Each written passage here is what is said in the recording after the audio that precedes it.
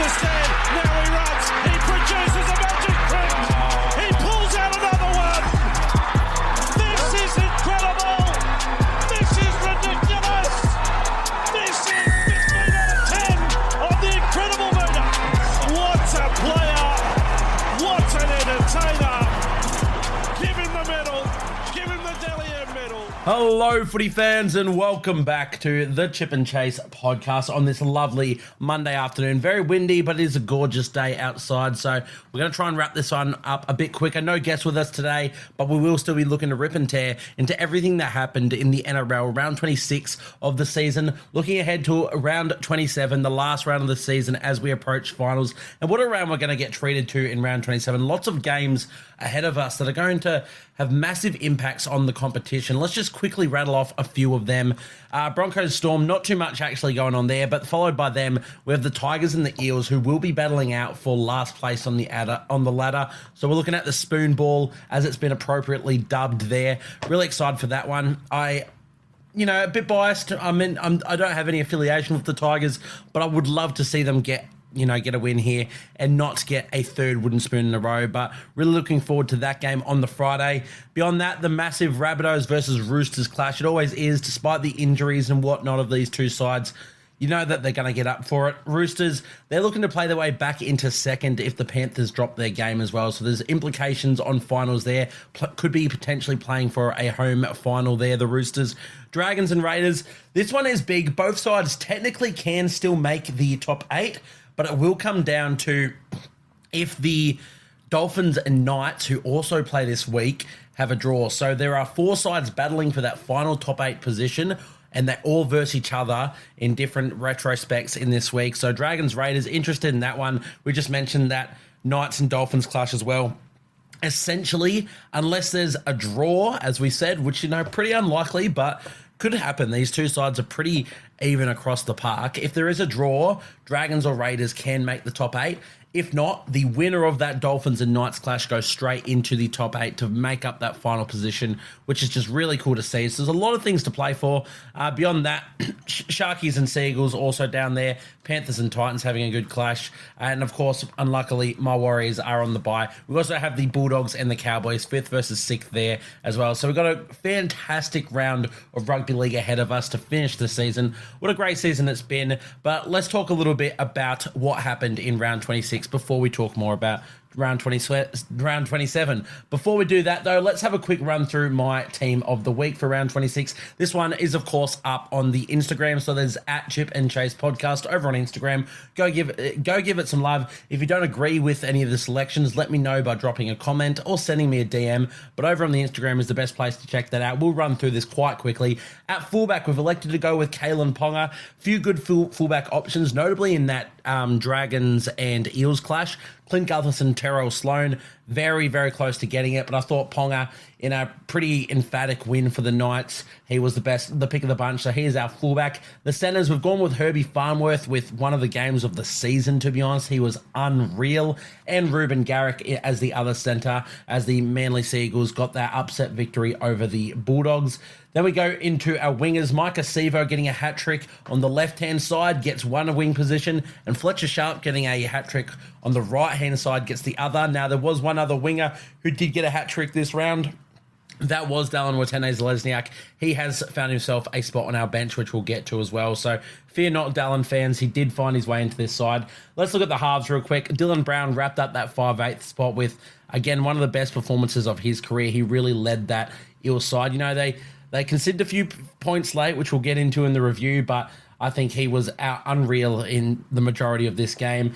Sean Johnson had to get the halfback position in his final game of his NRL career. I was very fortunate to be at this game and to witness this magic live. I was quite emotional afterwards, I won't lie. May have had a few tears shed, as you all know. I'm a massive Sean Johnson guy. And to see him go out the way he did is... you could not have written a better script, to be honest. We'll speak a little bit more about him when we get to the review, but he is our halfback for the team of the week. The forward pack, Adam Fanua-Blake, another Warrior, as we said, essentially penciling him in here every week, or at least every second week. He's so good, 200 metres, and he gets himself into the front row for the team of the week, partnered by the man who's going to replace him at the Warriors, James Fisher-Harris, who had a great game as well for the Penrith Panthers. In the hooker position, Tyron Wishart.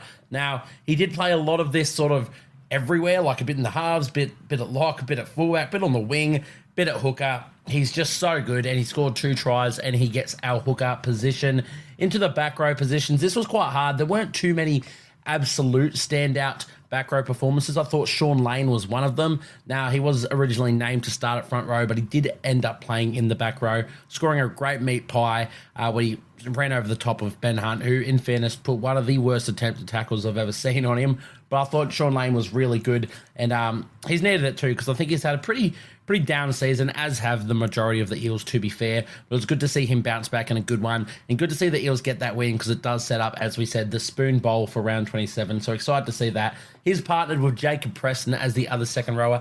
As we said, not too many fantastic, outstanding, standout options for the second row positions, but I thought Jacob Preston, in a losing effort, was really, really good against the Manly Seagulls. And at lock forward, we had to go with Isaiah Yeo, with one of the better performances of his career. He wasn't just a link man.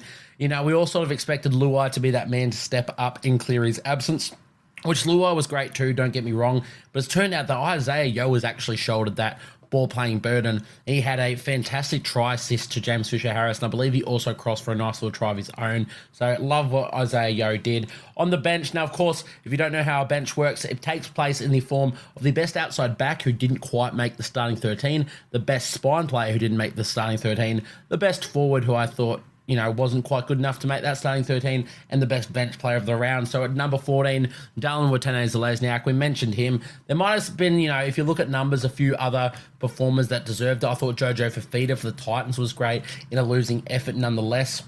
But Dallin Watene-Zelezniak, a hat-trick, got him to 100 tries in his NRL career, and of course that last try being the one that sealed the game and won it for the Warriors. I thought that was well and truly worthy of a Team of the Week position, so he finds his way into the bench.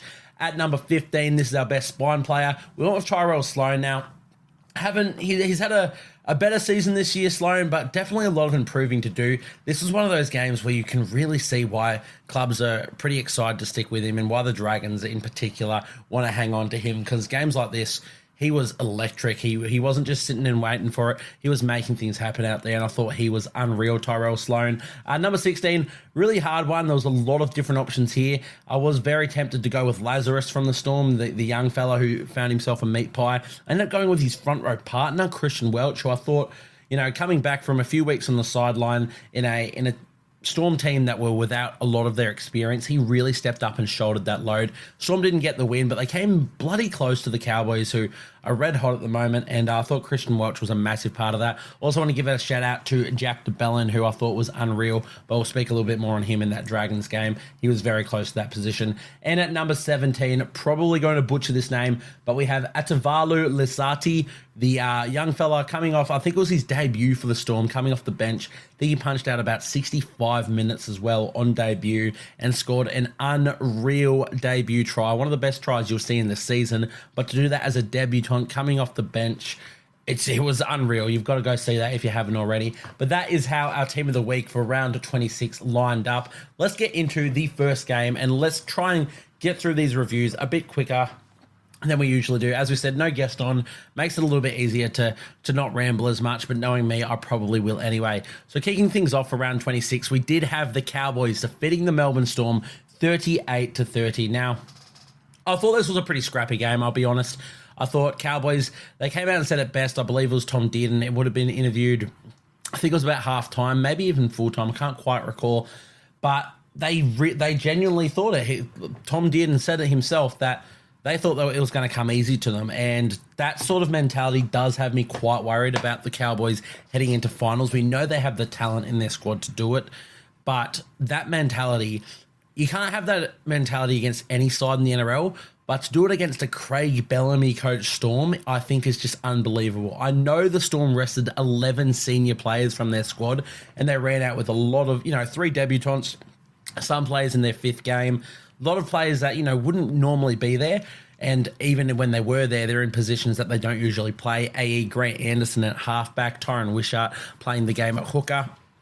So understand that aspect, but there's no easy game in the NRL. You cannot afford to be complacent, especially when you're still fighting in the top 8 and you really want to show how good you are and potentially get home finals. The Cowboys are fighting for that.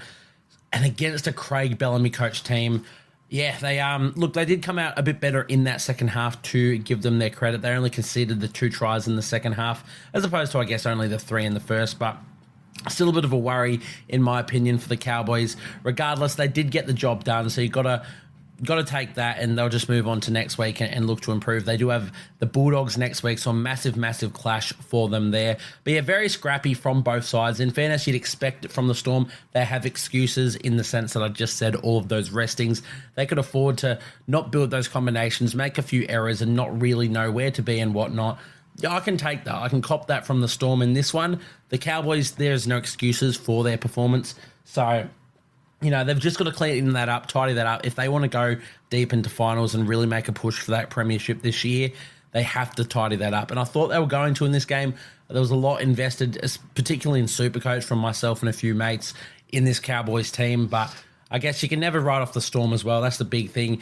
A lot of the Cowboys tries, yeah, they were pretty well executed. They showed their attacking flair. A lot of the Storm's tries were basically just from the Cowboys not really defending, particularly their edge forwards, Hylam Lukey and, in particular, Jeremiah Nanai, I thought were quite poor in this one. Nanai, in particular, had a few really bad misses. He had the lack of effort and awareness, if you will, on Varlepu for the first try, Lazarus, but Varlepu, I believe it is, for that first try for the Storm, just really no effort and no awareness there, and it's sort of crept into his game. He's been better on it this season than I, but it's crept in this second half of the season, and you cannot afford to have that. And also his, again, I guess the same things, the effort and awareness, or lack thereof, in the lead up to that Tyron Wishart try from the scrum, I thought was really poor. You can actually see, if you go and watch that one back, he stays on the ground after he misses, and Jason Tamalolo, a senior member of their side, just looks at him on the ground like, what are you doing, mate? You can't be doing that sort of stuff. From a scrum, it's pretty crazy to miss that. So really worrying signs there. In terms of some of the positives for them, though, he did also jag a try, Jeremiah Nanai, so sort of came back, but I thought he was still really poor in particular. Their left-hand side, Murray Taulagi, Valentine Holmes, I thought they were really good.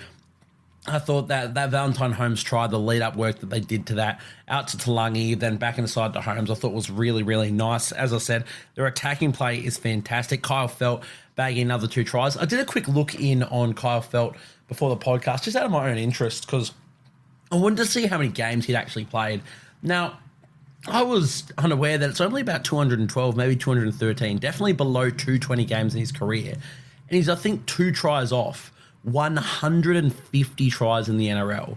That is a remarkable achievement from Kyle Felt. I think this year we actually put out a little bit of a, not so much content, but a bit of a piece out there where we spoke about Kyle Felt as very much being a smoky for the Winger of the Year, one of the Winger of the Year positions.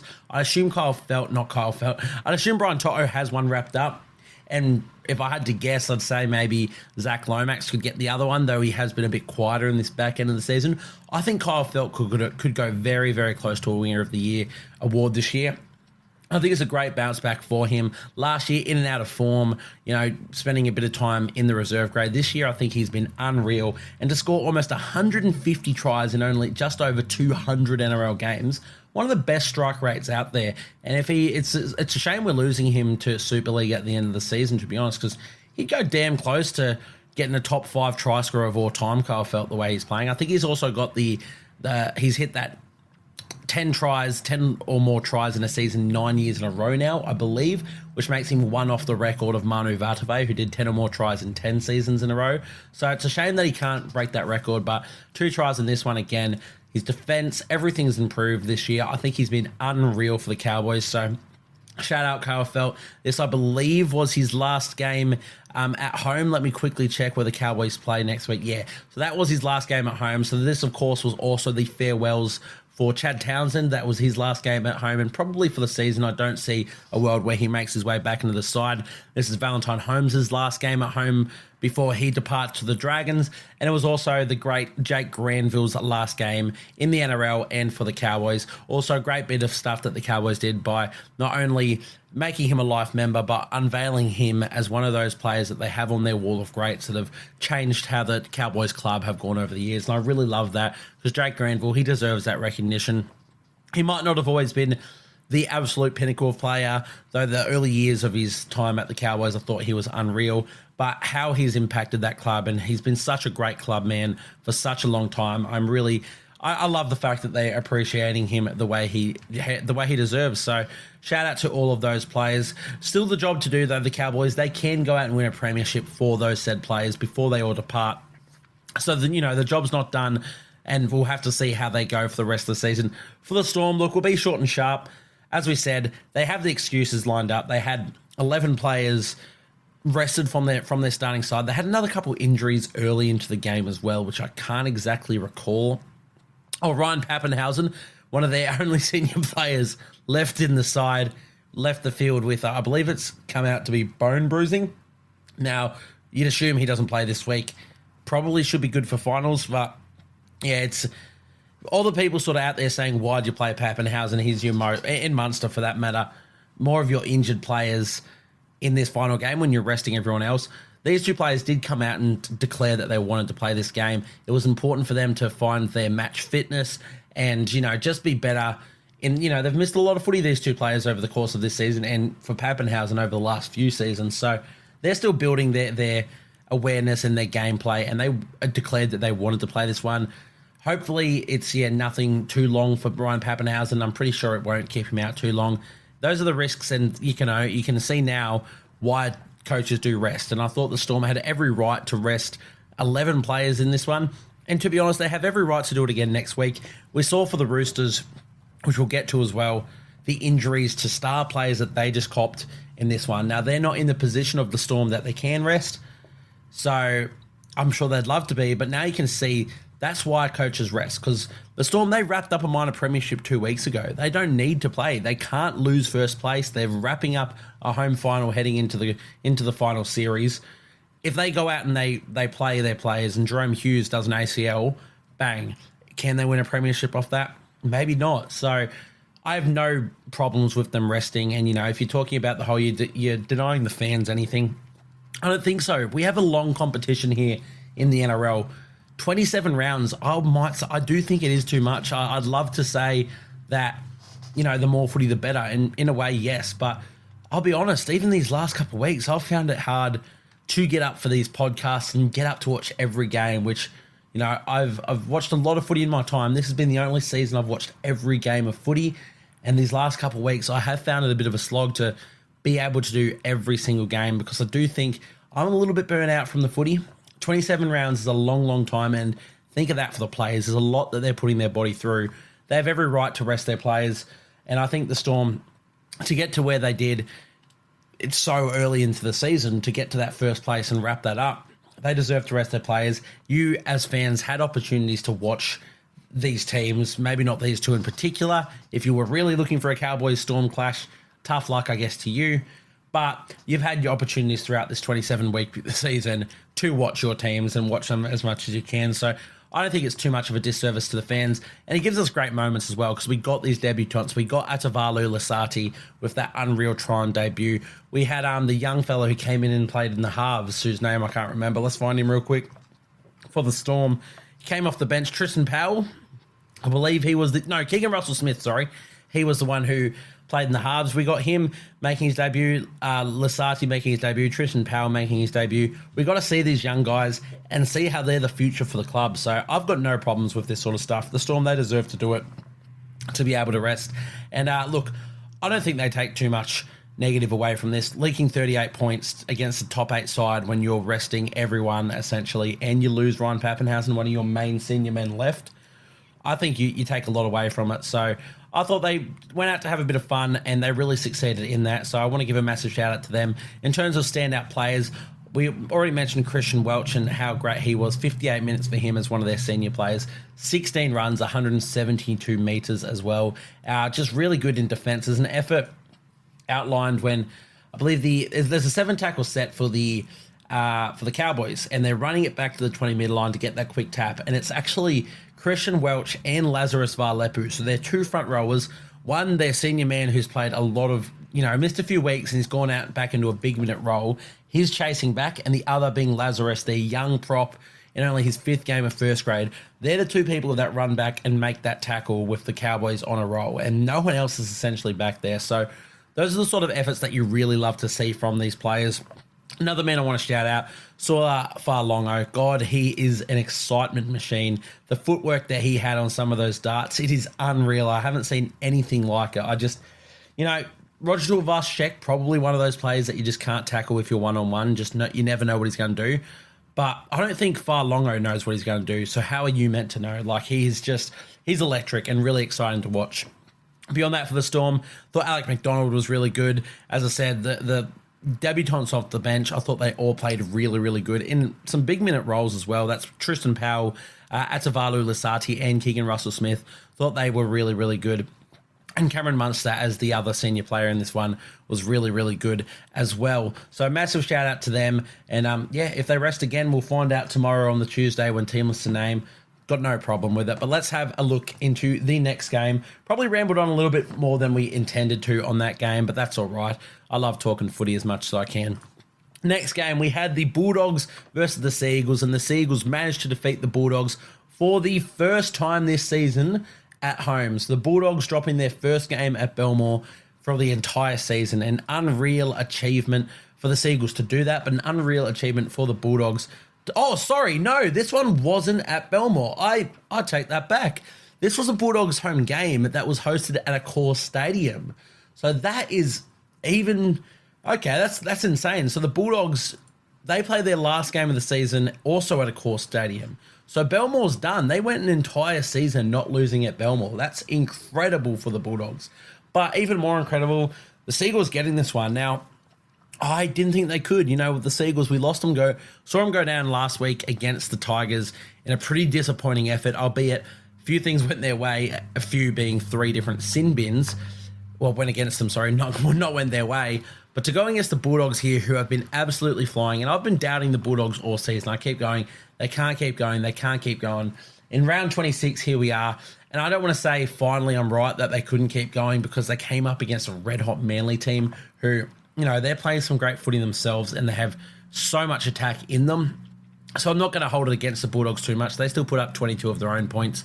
But sometimes when you come up against teams like this, there's not a whole lot you can do when they've got the run of footy. And that's just what happens. So, for the Sea Eagles, the main talking points coming out of it, A, they got this job done. I think that's their biggest test heading into finals, is winning those big games. And for the Bulldogs, I think this is what we're talking about for the Sea Eagles, is the Bulldogs are their bigger test. I think the Bulldogs are one of those matchups I didn't think the Sea Eagles could really get done. Maybe they can win over the Roosters because it's an out-and-out attack fest. But against the Bulldogs, when it's just defense, the Bulldogs are so defensive orientated. Could the Sea Eagles get through that? Well, I think the fact that they did is going to be a massive boost for them heading into finals, and I'm really excited to see how they go. The talking points coming out of it, though, Tom Trbojevic going down injured again. Now, allegedly hearing that is only a AC joint injury, so that is essentially your collarbone and your shoulder, like right up the connection there. That's your AC joint. Anti-clavicle, I believe it actually is. I've done it before. Mine was a bit more severe than Turbo's, so we're hearing Turbo will miss round 27, which probably they should have rested him anyway, but he should be healthy for finals, which is really good for them, because we know Manly probably can't win it without Tom Trbojevic. He's electric all the time, even in this game. 64 minutes because of that injury, 16 runs and 183 metres and another try. Speaking of insane strike rates in the NRL, this was Tom Trbojevic 150th, so a massive congratulations for him for that achievement, and a score in that game is pretty remarkable. But he's scored almost 120 tries in 150 games, and I saw some sort of stat that he has like 130 or 140 try assists as well in 150 games. That is unbelievable. Like, if he can stay healthy for the rest of his career and he gets to that 250, maybe 300 game mark, we could be looking at someone who just shits in the record of most tries and could potentially go down as one of the more assisting players in the comp as well. Keep in mind, he's not just a ball-playing fullback. He is still making 200 metres, 250 metres a game. So, yeah, he's... What can you say that hasn't already been said about Tom Trbojevic? He's an absolute superstar, and if Manly are to win the competition, it will come off the back of him, because I'm sure while he is the first person on everyone's team sheet, what are you meant to do about it? You can write Tom Trbojevic down as much as you like on your team sheet, but it's almost impossible to stop him. So, yeah, really great to hear that he's not out for too long, because we don't want to wish injuries on any player. As a neutral fan, well, technically a neutral fan now that my team is out of the running for finals. Actually, we're out of the season in general now. I just want to see the best players available and have a great final series. So I want to see Tom Trbojevic healthy for that, and I'm glad to hear he is. The other one, though, Jason Saab went down injured in this one after scoring a try himself. So two players went down injured and both got little tries out of it. So I'm not quite sure on the severity of Jason Saab's injury. We'll have to wait and see how that one comes back. Luckily, they do have, decent replacements. You'd assume Tommy Talau moves back to wing next week, and Tolutau Kula, who played off the bench, will move into the centres. Pretty solid, side that regardless. But Jason Saab, he's been really great all season, minus, last week, I suppose, against the Tigers, where he had a bit of a Barry Crocker.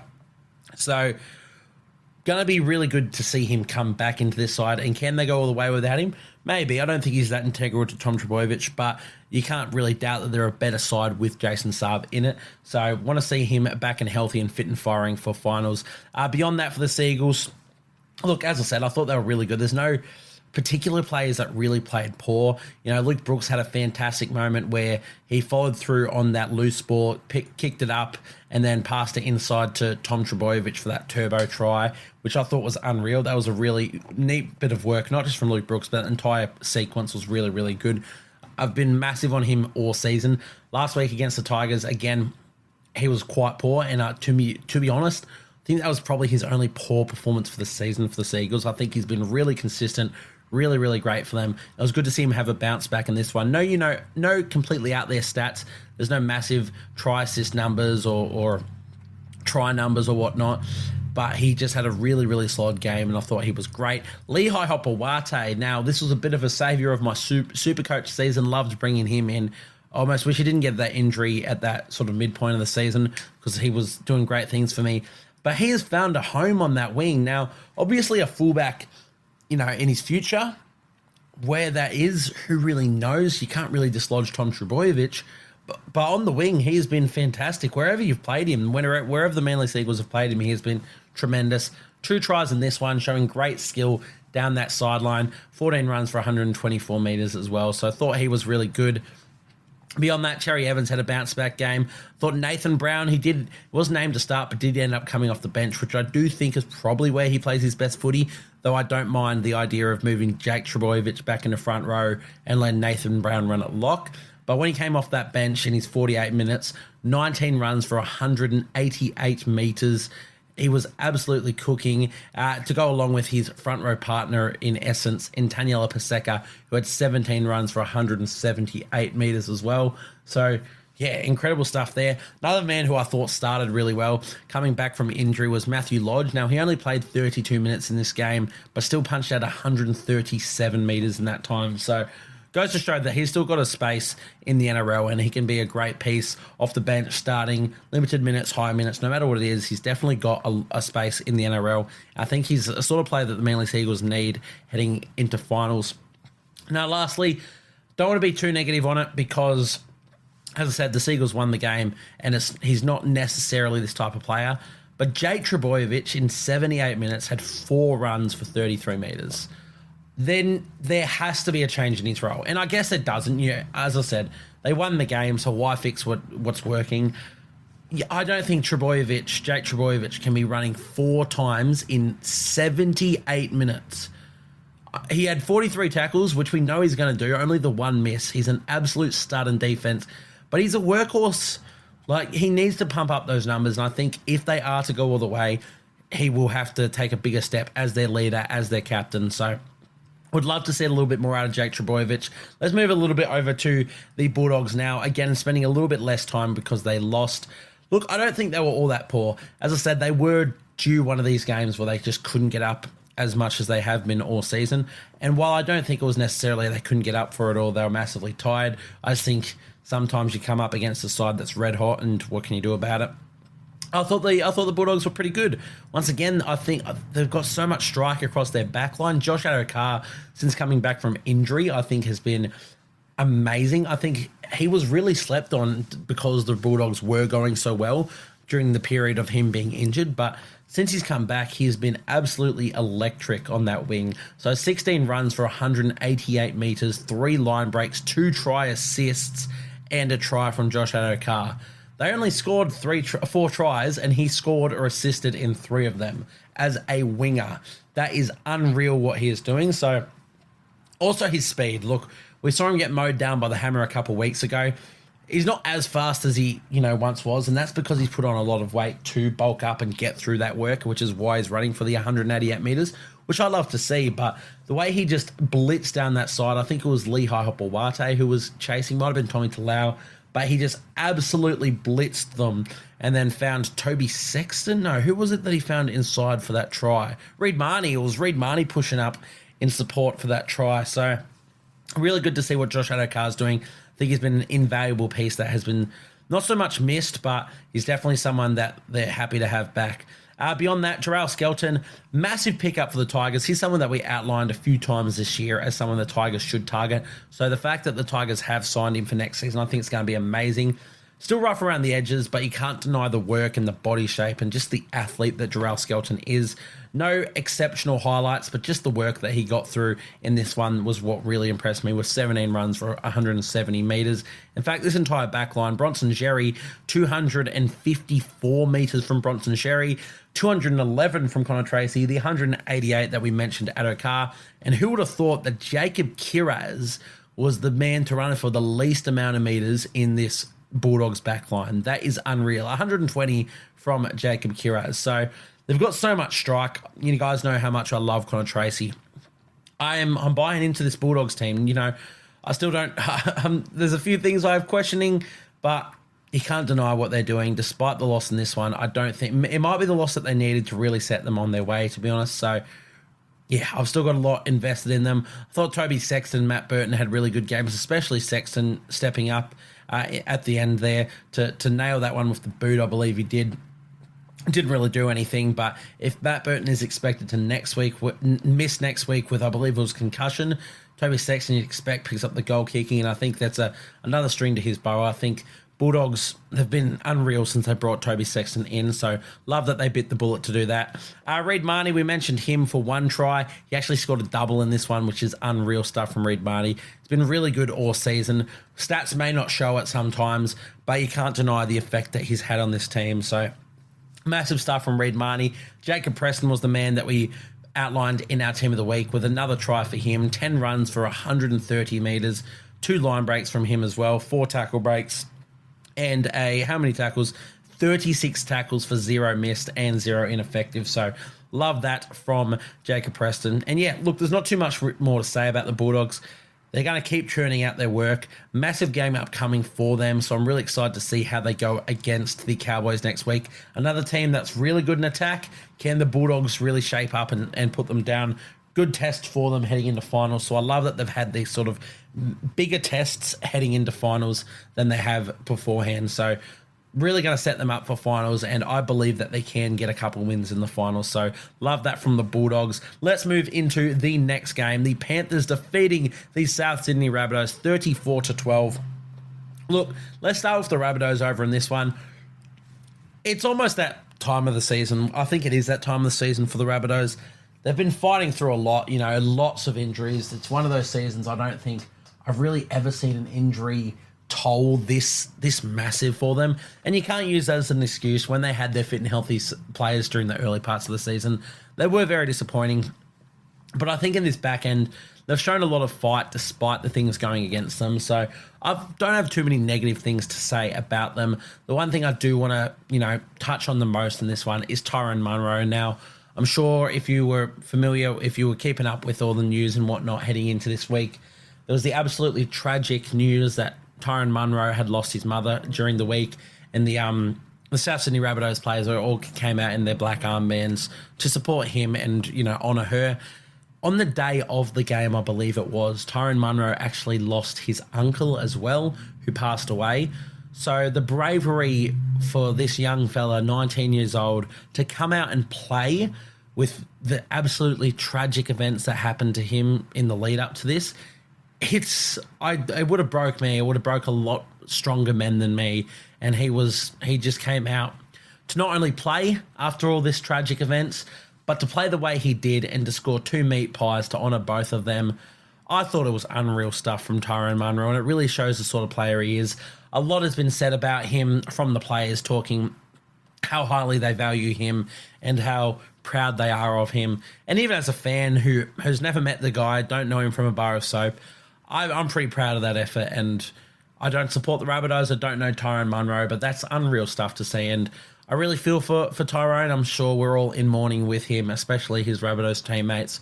But there's nothing he could have done more to honour them and to make them proud than go out and play the way he did. So massive congratulations to Tyrone Munro for his 2 tries, one of those being a 100-metre essentially intercept, showing his unreal pace. We mentioned this potential race at the end of the season on grand final day between the NRL's fastest players. Tyrone Munro has quickly catapulted himself into that race. He was blinding fast in that run. And yeah, great to see him just layer up, kiss the armband and hold it up to the sky. Yeah, awesome stuff to see from Tyrone Munro. Really love that.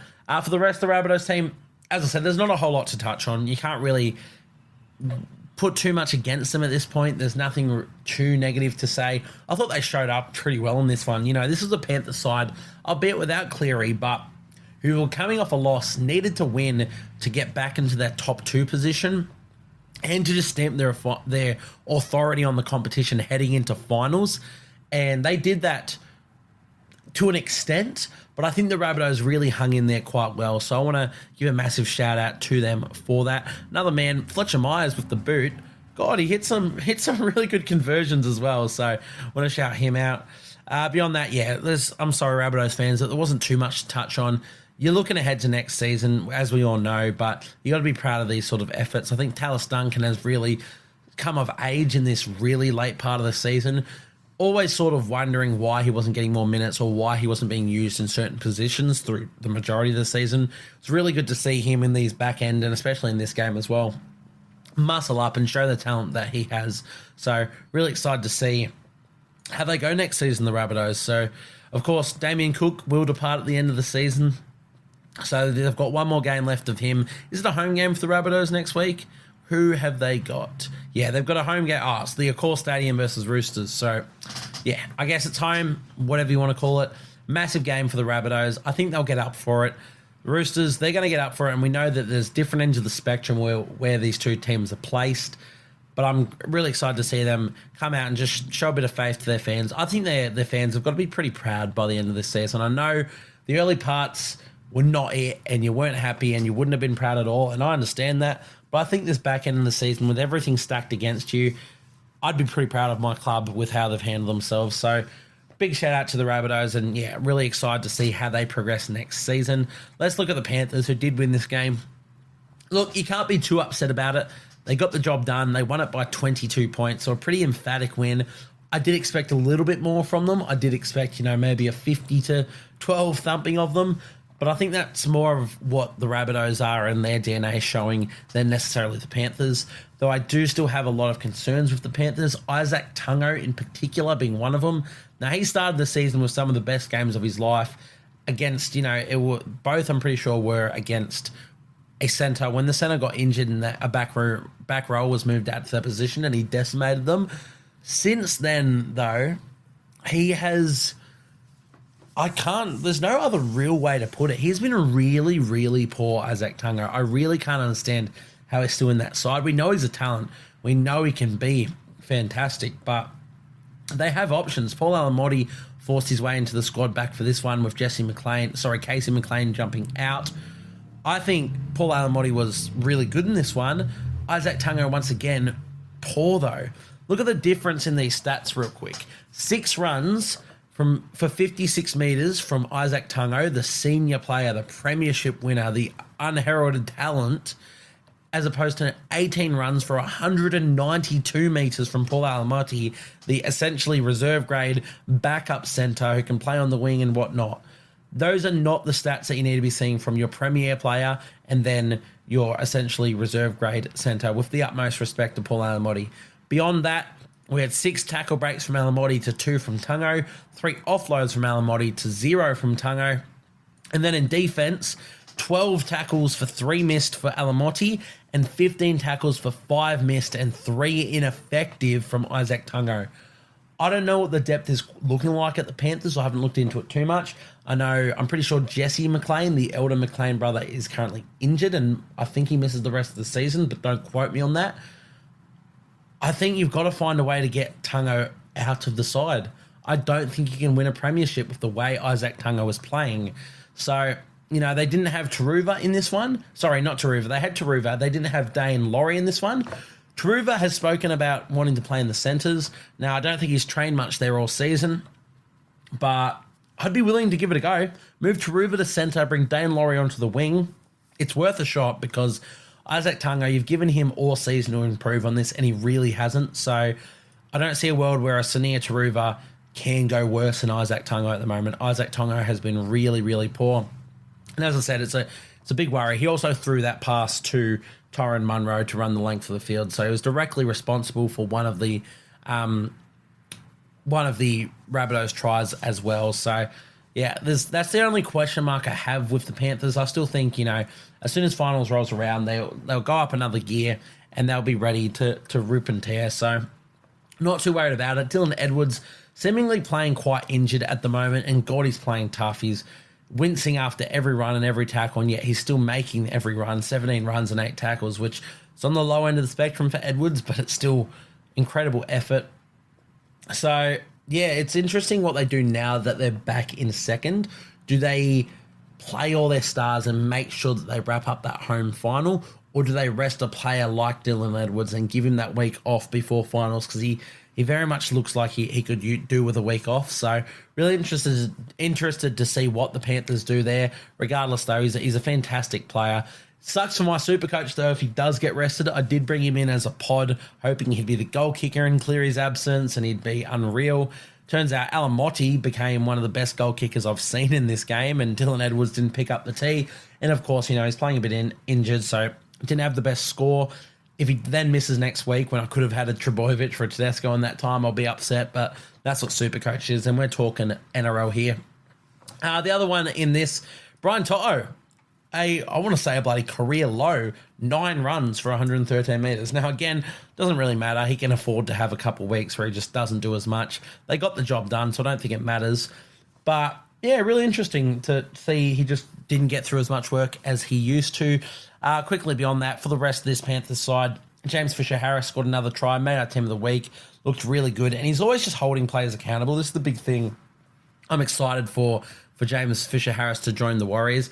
He's always getting up players, no matter where they are on the ladder or what's happening. If they've got nothing to play for, if the result's already in hand, he's holding players accountable. If you're doing silly misses, wake up to yourselves, and I really love that sort of attitude, and he's always the harshest critic on himself if he stuffs up as well. So excited to get that energy over to the Warriors, and it's that sort of vibe, that sort of energy that you need to win a premiership. Lastly,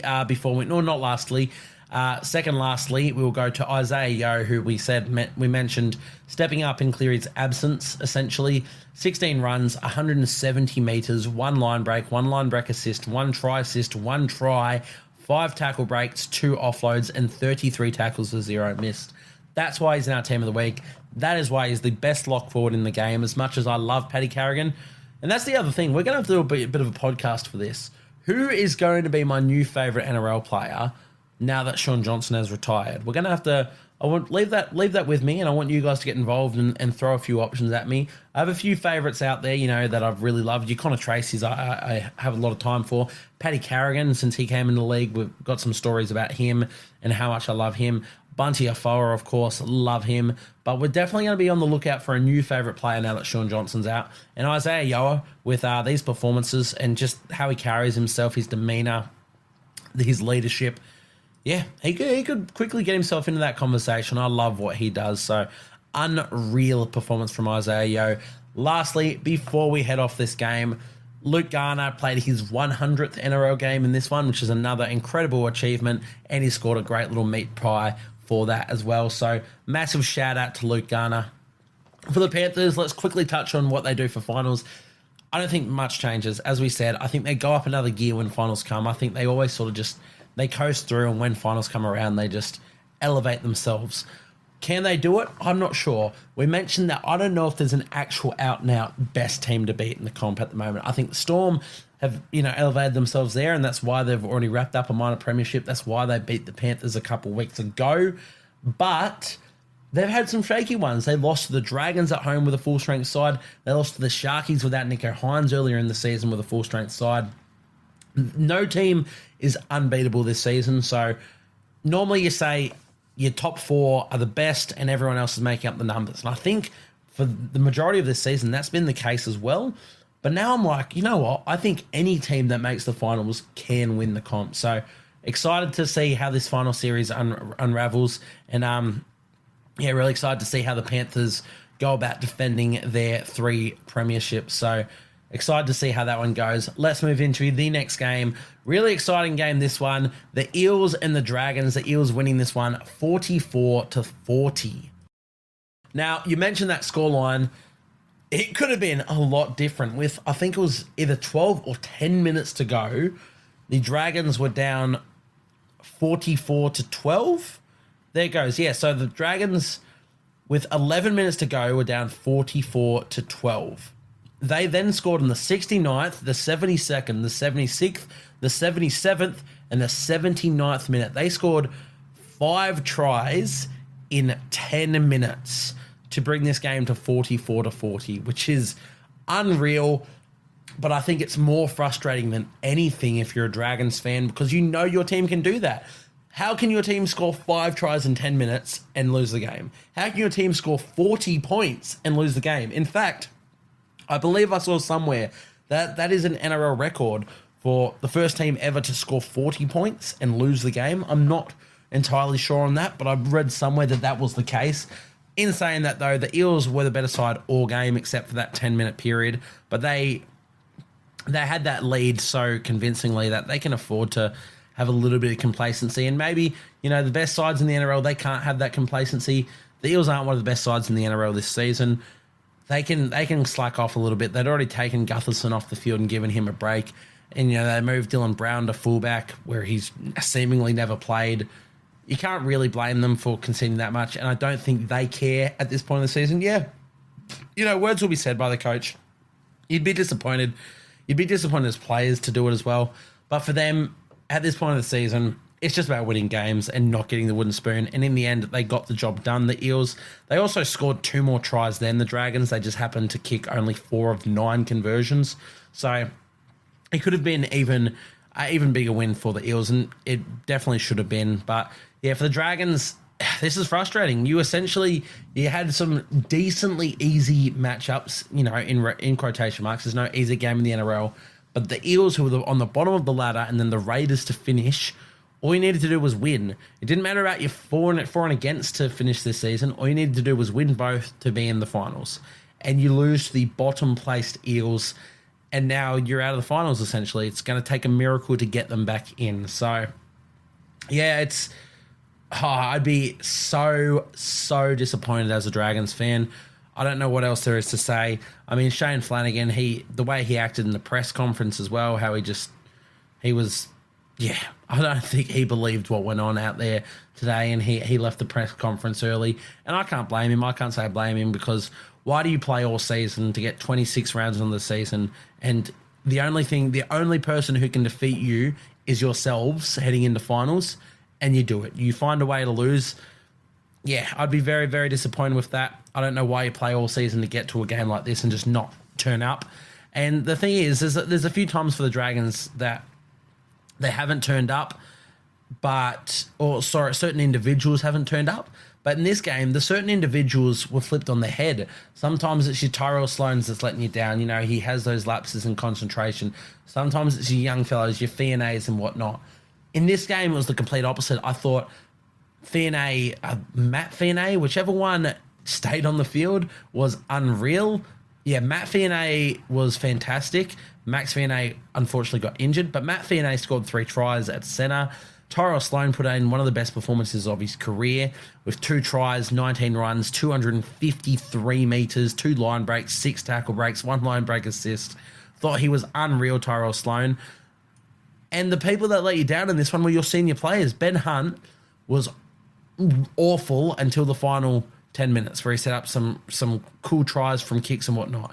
But specifically, we mentioned it earlier, the missed tackle he made or didn't make on Sean Lane was unforgivable for your senior player, your captain, your star player to do that. Also, Jaden Sewer with a lack of effort to cover that up as your enforcer, who's another senior player in this side.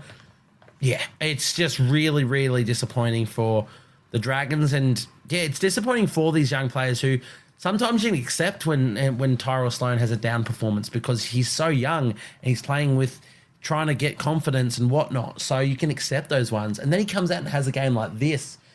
And I'd feel so let down if I saw my captain do what he did in this game. So yeah, it's really disappointing for the Dragons. As I said, that's essentially their finals campaign over. Takes a miracle for them to make it now. They need a draw from the Dolphins and Knights, and they then need to beat the Raiders. I think they need to beat the Raiders by like a lot, don't they? Give me a quick look at that.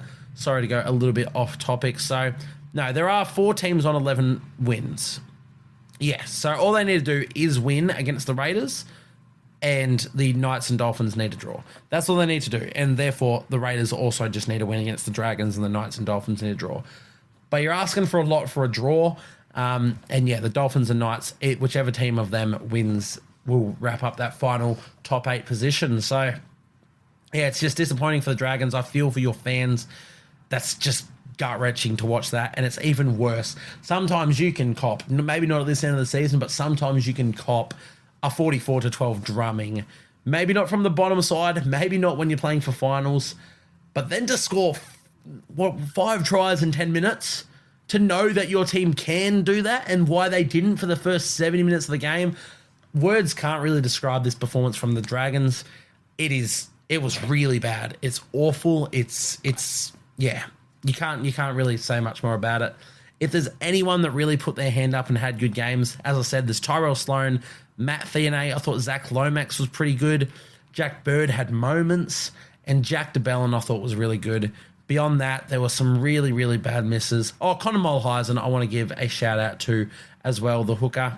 I really like Mulheisen's service from dummy half. I think he's got one of the best just passes in the NRL. Highlighted him in preseason. I really like him as a player. And to come in on short notice with Jacob Little out and then to score a try and make 63 tackles at 95% tackle efficiency, thought he was really, really good. So Connor Mulheisen can hold his head high. Tyrell Sloan can hold his head very high. He was unreal. Matt Theonet can hold his head decently high for his efforts in attack, though defense was decently shaky. And Jack DeBellin, I think, can hold his head high. But in the end, there's only so much individual performances you can be proud of when now your season's down the drain, you can't make finals, and you got to live with that. You got to live with letting yourselves down, letting your coach, your teammates down, and letting your fans down. So, yeah, I don't want to spend too much longer on it. I'm sure Dragons fans are even more disappointed than I am as just someone watching this game. But, yeah, what can you say? Let's have a look at the Eels, though, because they did win this game. And there's nothing to play for the Eels except not coming last. And not coming last had to be done by winning this game. So you can see that they're playing with that enthusiasm now. They do leapfrog the Tigers, I believe, now on the ladder by 4 and against. So they moves them into 16th, while the Tigers are in 17th. But both teams have only won the 6 games for the season. They verse each other in that round 27 clash. Whoever loses gets the wooden spoon. So the Eels, they don't want a wooden spoon. They're a very proud club, and they shouldn't have been anywhere near this where they are on the ladder anyway. So they're obviously fighting for that, and fair play to them. It sets up a really exciting game for that last game. I don't think either club deserves to be on the bottom of the ladder. In fact, in this season, I think every club, I just like there's been an exciting season. Every club has been able to get wins where they shouldn't. It's been a close season. While there have been teams that have been disappointing, notably the Broncos, Warriors were really disappointing. Broncos, Warriors, and Rabbitohs and Eels were really disappointing this season. The Tigers, I thought, improved. The Titans were disappointing-ish. But again, every team got those sort of wins, and they showed that it's been a decently close competition. Realistically, there's still only 4 wins between the Eels and the Tigers coming last and then being one step away from the 8. So, no, they can't do it anymore. That's well and truly established. But, yeah, they're just going to have to fight for that top, for not getting the wooden spoon. I don't know who deserves it. Respectfully to the Eels, I want the Tigers to win the next week just because I don't want to see them have 3 losses in a row. But the Eels, they put themselves in that position to not get the wooden spoon, and you got to respect that. And not just win this game, but to win it the way they did. I know they leaked a lot of points early, but they were up so emphatically for a long, long period of this game. Even in the second half, they came out and stamped their authority. They gave Clint Gutherson their inspirational captain an early shower. And then, yeah, things unraveled a little bit, but they got the job done, and that's what matters. If you look at standout players for them, Clint Gutherson, let's talk a little bit about him now. Now, once again, scoring 2 tries. He's been unreal. 21 runs, 204 metres, 1 line break assist, 1 line break assist, 1 try assist. Amazing stuff. I cannot for the life of me understand these rumours and stuff that's coming out about him potentially playing lock or off the bench next year. He is, behind Mitchell Moses, your best player in the entire team. And that's not an exaggeration. I could understand if you kept Blaise Talangi, moving him to centre or something. Now, Blaise Talangi's gone. You don't have that absolute superstar next big thing to move to fullback. So, for me, Clint Gutherson, he stays there. I don't see a world why you'd move him, especially with the performances he's put in this back end of the season. Now, you've brought Isaiah Ayongi over from the Panthers, which is a great signing. I think that's a great replacement for Blaise Talangi, and he's going to be a fantastic fullback. Maybe you can play him at fullback, but I don't see a world where Gutherson becomes a forward.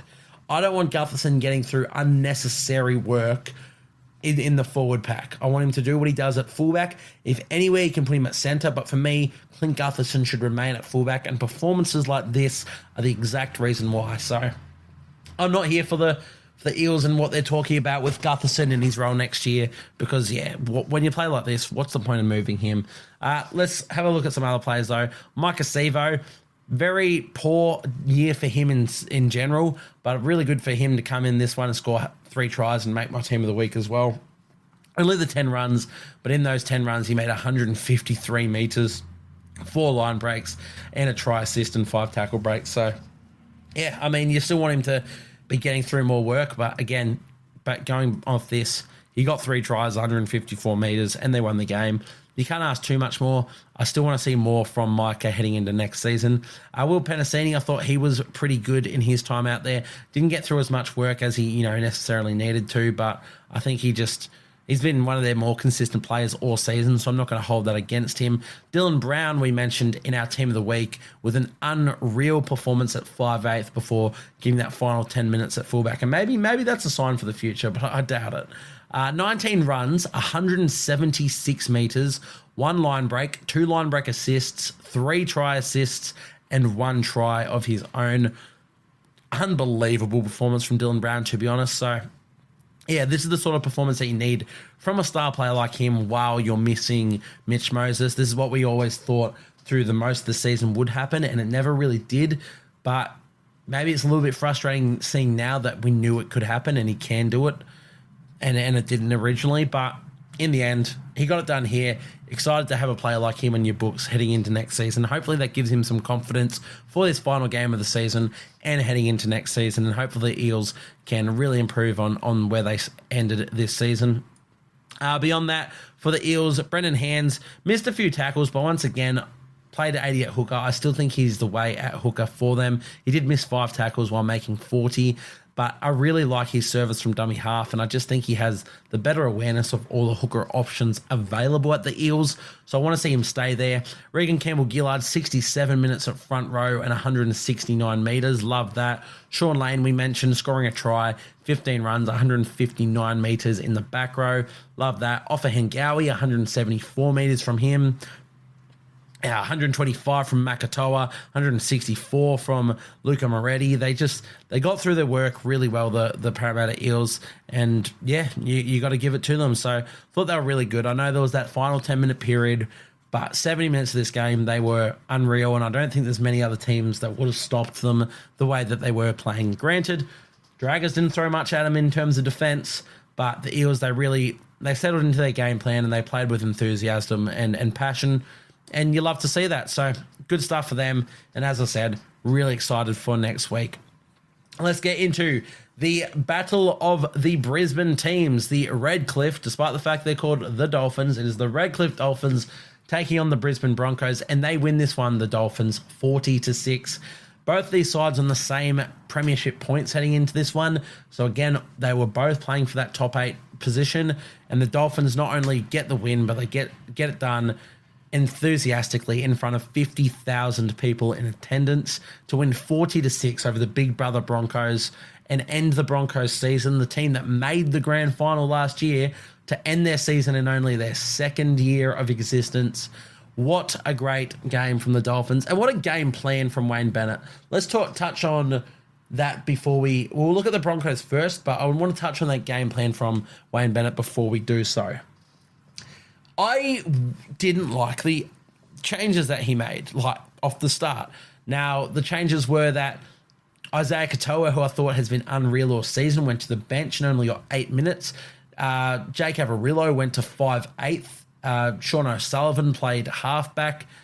These are all changes. Herbie Farnworth moved sides. He went from left centre to right centre, seemingly just game plan wise. Hamiso Tabuai-Fidow went from fullback to centre into that left centre position, and Trey Fuller went to fullback. Now, I'm all for getting Trey Fuller involved in the game, and you have to have him at fullback. For me, I couldn't see a reason why you'd drop Isaiah Katoa, and I didn't really see a reason you'd move Herbie Farnworth to the right centre, despite the fact, Hamiso is pretty adept on the left. But these changes completely stunned the Broncos. Every one of those players I mentioned, minus Isaiah Katoa, because he's only got that 8 minutes off the bench, but they excelled. Jake Averillo at 5/8 was unreal. He scored 2 tries. Also his 100th game as well, so another congratulations in order for him. Hamiso Tabuai-Fidow scored 2 tries. Let me just get stats up instead of just going off what the hell I could remember. But Hamiso Tabuai-Fidow, 2 tries, 14 runs, 205 metres, 2 line break assists, 1 line break, 1 try assist, 4 tackle breaks. Unreal. And probably, 18 tackles, 0 missed, 100% tackle efficiency. He's one of the best defensive centers in the game. Oh, God. Jake Averillo, 2 tries at 5/8, 74 metres, 3 line break assists, 1 line break, and 2 try assists.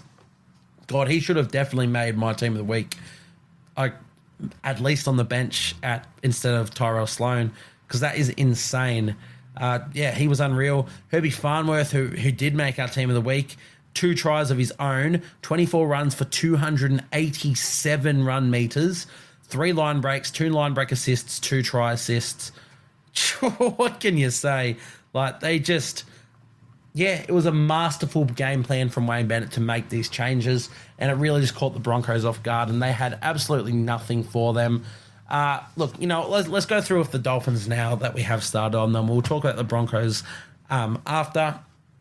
But you can't doubt these changes. Another thing that they did was Tavita Pangai Jr. did end up coming into the team and starting at prop. Jeremy Marshall-King also made his return on the interchange and played 50 minutes. So, they're shaping well heading into finals. It sets up a great game next week against the Knights in Newcastle, so it's a bit of a test in front of the Newcastle faithful. I'm going to try and get around to that game, but I'm pretty sure it works, so I'm going to try and get that off so I can see that one. But they have the depth, they have the squad to be able to make finals, and we saw that from the early parts of the season, and we see it now again, really just playing into that. I think this might have to be the team that they use going forward. Maybe for me, I'd still use Isaiah Katoa at halfback instead of Sean O'Sullivan, despite Sean O'Sullivan having a really solid game in this one and doing nothing to get dropped. I just think it's Isaiah Katoa. He's the face of your franchise, the future of your franchise. He's in Ghana and he's had a great season. But if you end up going Isaiah Katoa at halfback, Jake Averillo at 5/8 while Cody Nikorima is out, Hammer at centre to just shore up your defence, and then the electric Trey Fuller at fullback, who still managed to run for 202 metres, by the way. you're a threat. You've got so much across your entire team, so much firepower. So, yeah, I don't know what to really say, to be honest. I thought the Dolphins were unreal. They were unbelievable, especially the players that we just mentioned, especially in that back line. So, yeah, I don't really know what to say for the Dolphins. It sets up a great final round. Really excited to see that. I'd love to see the Dolphins make finals as well, because I personally don't think the Knights have been good enough all season. And to see the Dolphins in their second year as a franchise do that would be unreal. So, yeah, love that they got this done against the Broncos. Love that they're doing this in their second season, and just love everything about what they're doing. What a game for the Dolphins, and you got to be happy with that. You got to be ecstatic with that as a Dolphins fan, to be honest. Let's quickly talk about the Broncos. Spend not a whole lot of time. That's their season done. You know, they had a few injuries along the way.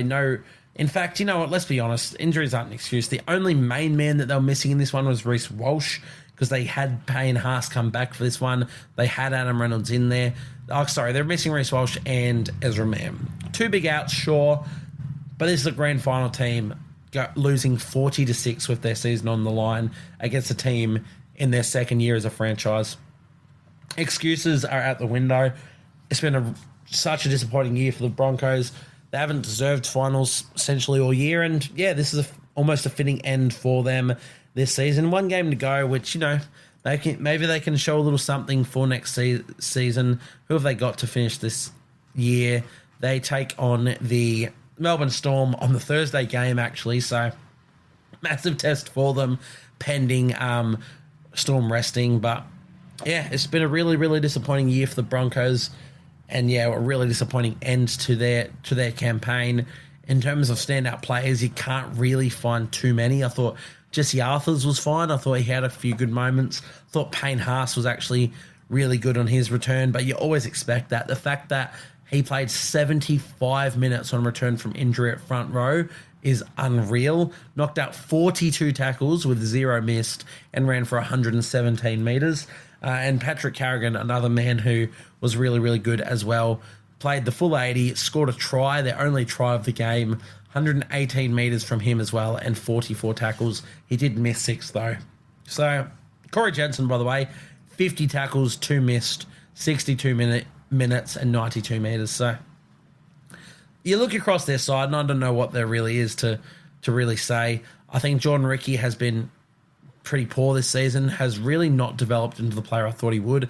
Brendan Piakora, the raps on him this season were unbelievable, and I just haven't seen much from him. I don't know what's gone wrong for the Broncos, that's for sure. They've had glimpses, like I think everyone thought they were going to make the top 8 the entire season until like 5 weeks ago. And then everyone's like, oh, the Broncos might be in danger. But we just assumed they would make it no matter how poor they were playing all season. So, yeah, it's a disappointing end for their season. They've got one more game to finish off against the Melbourne Storm. Hopefully they can show a bit of fight there. But, yeah, let's just hope they can be back next season in a big way, because as much as everybody jokes about hating on the Broncos, I'm not really sure I know why. For me, I just want to see every team playing their best footy and every great player playing their best footy. And the Broncos have a great team with great players, and it hasn't been a good year for them, no doubt. It's been really disappointing, and they've been very, very average. But next season, if they can get back to their best, we know what they're capable of. And I want to see, personally, as a fan of rugby league, I want to see what they're capable of. So let's hope we can see that next season. It's not too much more we can touch on that game. A bit quicker on that one. Let's move over to the Sharkies and the Warriors. Now, a bit of emotion on this one. I'll touch on the Sharkies first. I was lucky enough to witness this game. And, what a finish it was to this one. I was in amongst very few Warriors supporters at this one, sure enough, in Australia, in Cronulla. So I went to the game by myself and found a good group of people to just chat some shit with and watch the game with. Mainly Sharkies fans and one Warriors fan, and we were having banter and having a good time, and it was great. Well, there were a few decisions that maybe were a bit iffy.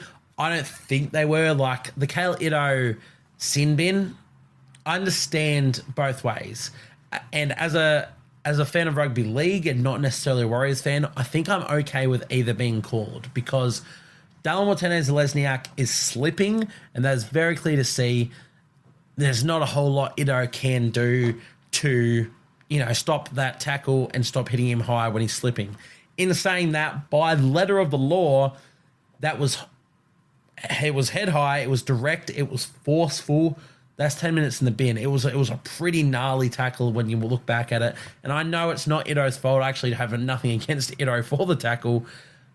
And I could have lived with just a penalty, or I could have lived with the sin bin. We got the sin bin, and a few things went our way. But the Warriors, so the sin bin happened in the 60th minute. The Warriors then did score in the 61st and the 64th while Ido was off the field, which got them back ahead. Then there was a 68th minute try to Sam Stonestreet, which got the Sharkies back ahead. And then, of course, that final try in the last second to Dallin Martinez-Lesniak to win the game for the Warriors. Unreal scenes, and I was truly lucky to be there and to witness Sean and the way that he played for his final ever game. Yeah, as I said, I was quite emotional. Didn't let it slip in front of everyone, despite the fact, I was roaring and screaming when we won that game, and I was so happy. It didn't set in until after the game, and then the interviews and the send-off that they did for Shaun Johnson, and seeing it all happen after the game, that's when it set in. It was a quiet ride home that will be the last time, not just myself, but we, as rugby league fans, ever get to see Shaun Johnson play in the NRL. And that's a pretty upsetting realisation to have, that such an influential and fantastic player of our game has now departed the league. And knowing what he did, we've spoken about it on not just the podcast, but over on the page, the impact he's had on so many people out there, so many kids in New Zealand, so many kids in Australia like myself. I wouldn't be the NRL fan I am today. I wouldn't be a Warriors fan at all if it wasn't for Shaun Johnson. So really cool to see him have this sort of moment and set up that final try to Dallin to win the game. And beyond that, it wasn't just that try. He set up the Luke Metcalf try with some vintage Shaun Johnson running the ball, line break, inside ball to Luke Metcalf. He set up the Dallin try where he put the grubber kick through for Dallin to start this comeback. He was directly involved with, I'm pretty sure, every single try in this game.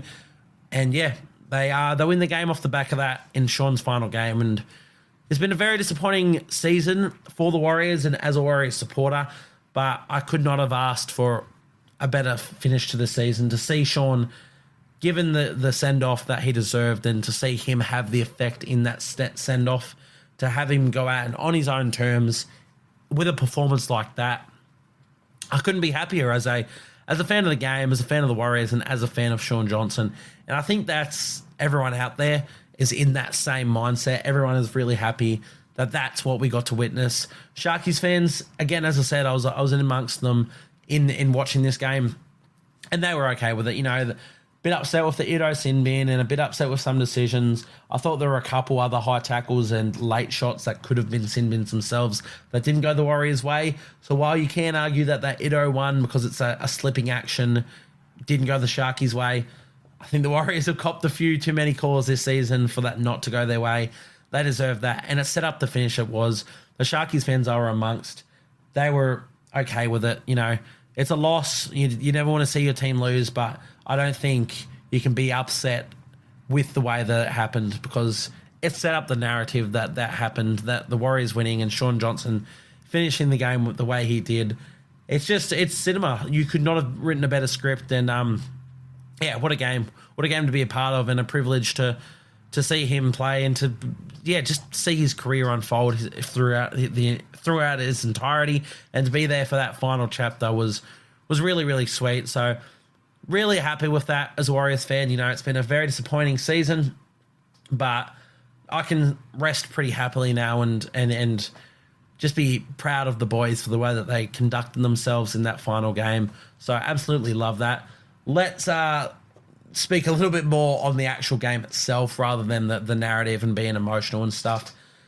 Let's talk on the Sharkies first. They weren't bad at all. They opened up a really, really good lead. That Ido sin bin really opened a can of worms for the Warriors to start the comeback. In fact, there were a few penalties in between that and a few missed opportunities for the Sharkies in general in the lead up to that. There's a try where they go the length of the field with Daniel Atkinson picks up a loose ball and then gives it to Sam Stonestreet, who scores in the corner, and that's called back for a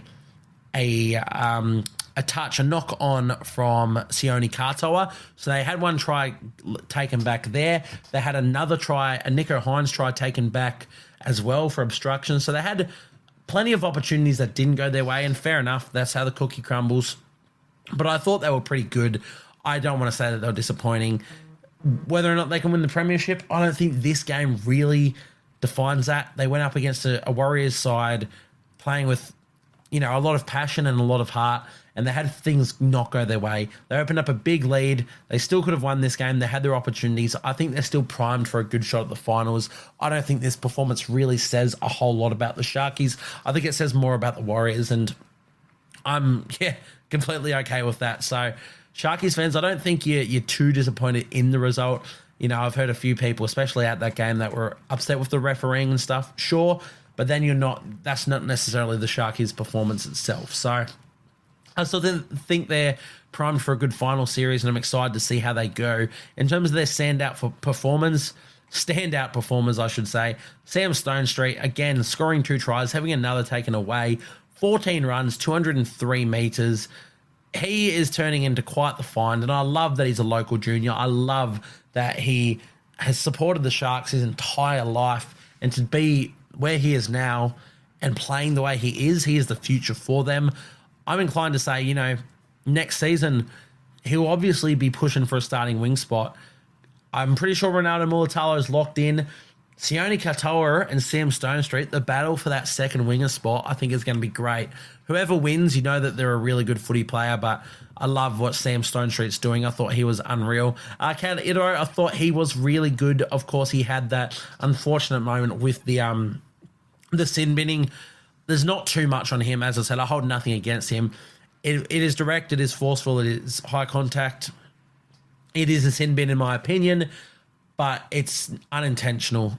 Like, there's no way you're meant to know that Dale Martinez-Zelezniak is going to try and stop his run and in doing so fall over, and that's when you collect him high. So I thought Ito was good in his 70 other minutes on the field that weren't involved in that high tackle. Daniel Atkinson, he keeps showing his prowess no matter where he plays. He's just really good. I'm pretty sure he played a bit out in the centres in this one because they had Braden Trindle and Nico Hines, of course, lock up the halves. And just wherever he plays, Daniel Atkinson, I think he's just so good. Braden Trindle in general, thought he was really good. His goal kicking, he goal kicked over Hines in this one. It was unreal. He had 2 fantastic try assists and line break assists as well. Really good to see that sort of connection of Hines and Trindle and whether or not that can take him all the way. Hines in his first game back, I thought he was solid. If he had that try, it would have been a really great performance. Ran the ball 10 times for 88 metres, still had a try assist and a line break assist himself. And as I said, if he did score that try, we're looking at it in a much better light because it would have essentially wrapped up the game for the Sharkies as well as him coming back and having that great game. Toby Rudolph, thought he had some great moments. He had a try saver when the Warriors were amidst their comeback that I thought was really just going to shut us down. I can't remember who was on, but it was an unreal try save. It might have been on Tane Tuapiki, who went really, really close. I'm pretty sure we scored pretty soon after that. But you got to love those efforts, especially from your front rowers. So thought he was really good. He's copped a lot of flack this season, Toby Rudolph, but those are the reasons he's in the squad, and that I thought that was really good. Beyond that, Cameron McInnes, it was his 200th game in this one, so congratulations there. And right at the end of this game as well, when they did the presentation for Sean Johnson and they gave him his farewell and they rode him off into the sunset, they also gave a farewell to Dale Finucane, who of course retired earlier this season due to injury. And what a career he has had. So it was really good to see them do that and give him his recognition. And at the final of the game, the Warriors and Sharks Kiwi players got amongst a haka and they performed a haka for Sean Johnson and Dale Finucane, who leave the game after this game and retire. So, yeah, thought that was really, really sweet, and I really love that. For the Warriors, there's not a whole lot more I can say that I haven't already touched on. That's been a disappointing season, but it's been a fairy tale end and a fairy tale end to a career of one of the greats, not just of the Warriors, but of rugby league in general. So, really, yeah, emotional even saying it now. really proud as a supporter of the Warriors to witness the way that they played. In terms of standout players, everyone really played pretty darn well. Tane Tuapiki had 27 runs of the football for 204 metres at fullback. Thought he was really good. He also came out with 2 try assists himself. It's almost as if, there's been a lot of talk, is Roger Tuivasa-Sheck the best fullback? Should he be fullback? I've been in Team Chans all season, and I think I still am. But Tane Tuapiki could catapult both of them heading into next season. If we want to shore up some other positions, wings, centres, whatnot, maybe Chans is a winger, maybe Chans is a centre, maybe Roger's a winger, maybe Tane Tuapiki's a fullback. I don't know. Regardless, maybe one of them's a 5'8". Who knows? Maybe Luke Metcalf's now a halfback with Sean Johnson retiring. Regardless, really great to have these sort of players in our squad. So I thought Tane Tuapiki was excellent. I thought Dallin was great. He obviously scored the 3 tries, including that match winner, which is why he got into our team of the week. Yeah, I thought he was great. Thought Chans was really, really good as well, who scored a great little try in amidst that Warriors comeback, had a couple of line breaks, and I thought he defended really, really well in the centres as well, with 15 tackles and only 1 miss. However, the main man who, again, stats-wise, stats are pretty good, but just eye test. Ali Leotawa, don't know how to pronounce it. Unreal. He is so good. Next season, he has to be a starting centre. For me, if I was to just, off the top of my head, pick our team next year, or at least our back line, I'd still have Chans at fullback. I'd have Roger on a wing. I'd have Ali Leotawa, and I'd have Rocco Berry as our centres, because they're incredible defensive centres, but Ali Leotawa, his efforts in attack, his ability is unreal. There's a moment in this game, a highlight play, where he makes a break from in outside our half, and he goes up to catch a ball, like a passed ball to him, and while midair from catching this ball, he puts on a left foot step to beat one defender. This is all within a second.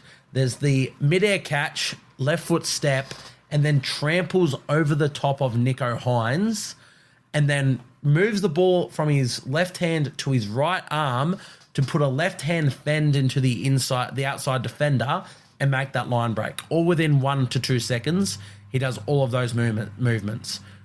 And it was unreal. There's not many players I've seen be able to pull that off. It's Greg Inglis reminiscent. Like the way he ran about that was unreal. So beyond that, 14 runs, 172 metres. Obviously that line break that I did just mention. And 10 tackles for 0 missed, 100% tackle efficiency out at centre. Yeah, thought he was unreal, Ali Leotawa. So really exciting future for him. Think he's really settled into the NRL well. So love that. Luke Metcalf was really good. Scored that first try, assisting Sean Johnson up the guts and streaking away. Thought he was good in defense too. He chased Sam Stonestreet all the way for one of Stonestreet's tries. Didn't get there, but chased all the way. And that Sam Stonestreet try that was called back from that long range one, he was the man who chased Daniel Atkinson down. Then Atkinson, dropped the ball off to Stonestreet to score that try. But I really liked his effort to not just chase once, but to chase twice on these long-range efforts. So really liked that from Luke Metcalf, and of course scored that try. So had a nice little try assist too, and 101 metres. So whether or not he's our halfback or 5'8" next year, he's just improving. He's getting better and better, and I'm excited for him.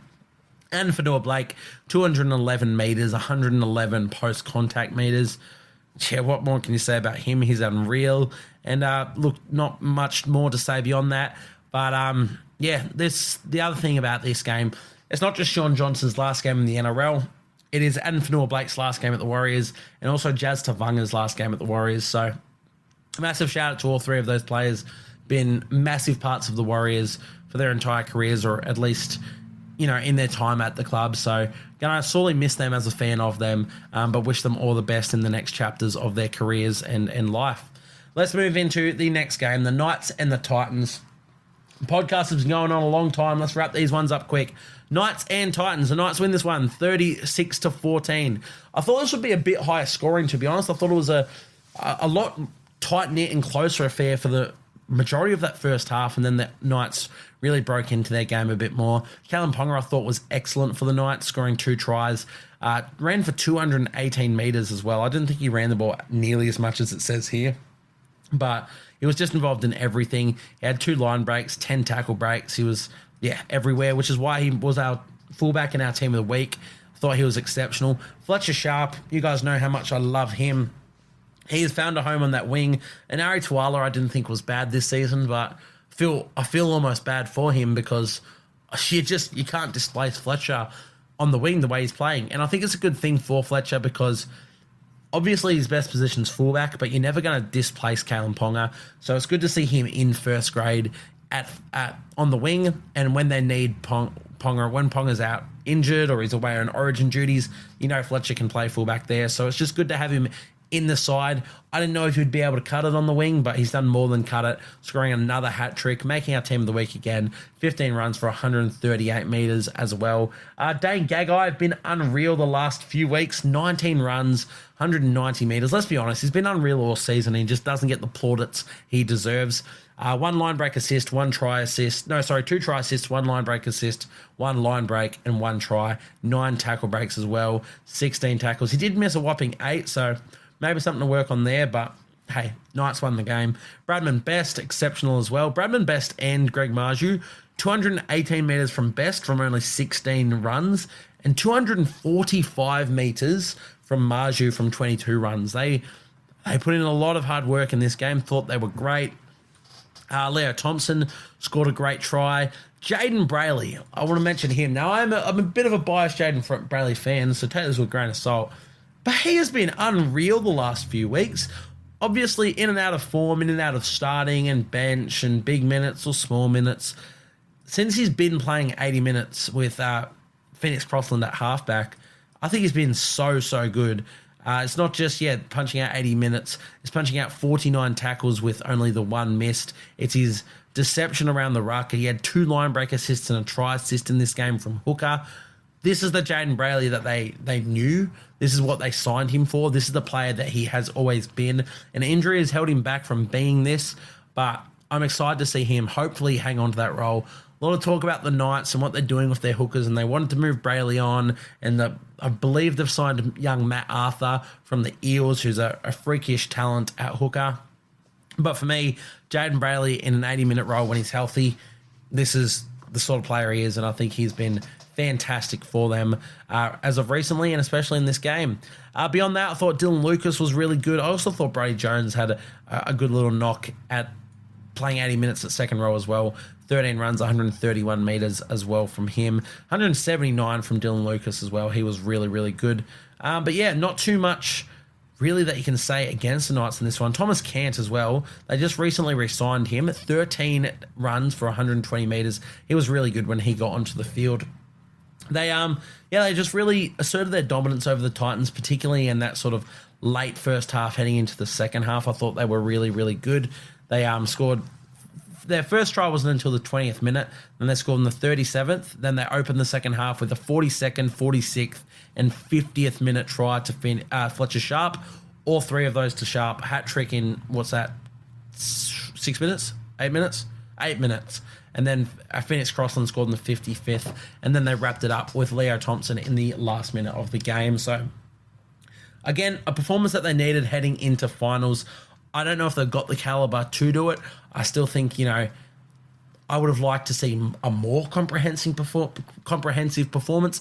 I know they won by 22 points, which is pretty good, but it's against the Titans, who have been quite leaky. I want to see a little bit more from the Knights. They have a chance to not only get into finals, but maybe assert their dominance against the Dolphins this week. So excited to see that. I don't know if they've been consistent enough to, make finals for me. I don't think they necessarily deserve it. But in the end, if they beat the Dolphins, then all that matters is what it says on the ladder. And they will have won enough games and won enough points to deserve to make finals. So big game coming up for them. It's a massive test, but I thought they were really good in this one. For the Titans, really disappointing season all year for them. They had that sort of midpoint of the season where they really strung together some good games, got a few wins, and got to just, even in the losses that they had, they were gritty and they were playing good. And then it's fallen off a cliff again since. I don't really know what the answer is. One thing I do want to say is that young Jalen de Groot made his debut at fullback in this one. Another gun fullback that they have in their ranks. Their fourth choice, essentially, but he got his debut in this one with Keanu Keeney being laid out, and he scored a try on his debut. He had 20 runs for 179 metres as well. So, yeah, great debut for Jalen de Groot, and congratulations to you. And Jojo Fafita, we briefly mentioned earlier, he scored 2 tries and had 22 runs for 280 metres, including 2 line breaks in there as well. He was really good. Jaden Campbell tried to do a bit of a late rally, but I'm more disappointed with that than I am impressed, because I don't know why he wasn't doing that from the outset of this game. Like, it was just like in the final 15 or so minutes, he was like, okay, I'm going to be stepping. I'm going to be using my attacking flair. And it's like, we know you can do this. If you're a fullback, you would have been doing this in the first place. I think now, since he's been moved into that 5/8 role, he's like, I don't know. For me, 5/8 and halfback can be completely different roles. Yet a lot of the time, you just see the fact that you're a half. No matter if it's a halfback or a 5/8, you're a half, and then you change your game completely. 5/8 can be a second fullback. In fact, that's what it was, and said to be. They always talk about Billy Slater revolutionising fullback as a second 5/8. So why can't Jaden Campbell just do what he, does at fullback at 5/8? And as I said, in the final 15 minutes, he did that, and he was really, really good. And I don't think he was poor before that. So I don't think this game is necessarily on Jaden Campbell's head. Don't get me wrong. I thought he was really good in that time. I just wanted to see him do that for the entire game, But he still managed 16 runs, 147 metres, and he set up a try, had a line break assist, and 7 tackle breaks. He was quite good, Jaden Campbell.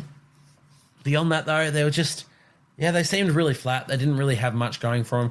Dave Fafita, I forgot he was on the field, to be honest. He didn't get up to much. I don't really know. One man I do want to give massive plaudits for, and I think he has been so good, particularly in this second half of the season. He's really built into his season this year. Beau Fermor. Now, coming back from that ACL normally takes a long time. Even your first year back from that ACL is normally pretty slow.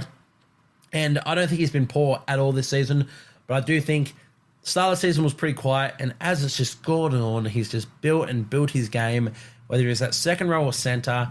And for this back end, particularly after Origin, I'd say, I think he's been the Titans' best player. I think he's been tremendous. I think he still gets overshadowed a major amount by David Fafita, despite being a better player the last 10 weeks, I want to say. In this game, moved to centre on late notice, so not his best position. But at centre, he still ran the ball 23 times for 253 metres, 118 post-contact, and he had a line break assist, 3 tackle breaks, and 14 tackles with only 2 missed at centre. The hardest position to defend in. It's not his normal position. On a season he's coming back from a year out with an ACL injury, he put in a shift like that. So I just want to give a massive shout out to Beau Fermor.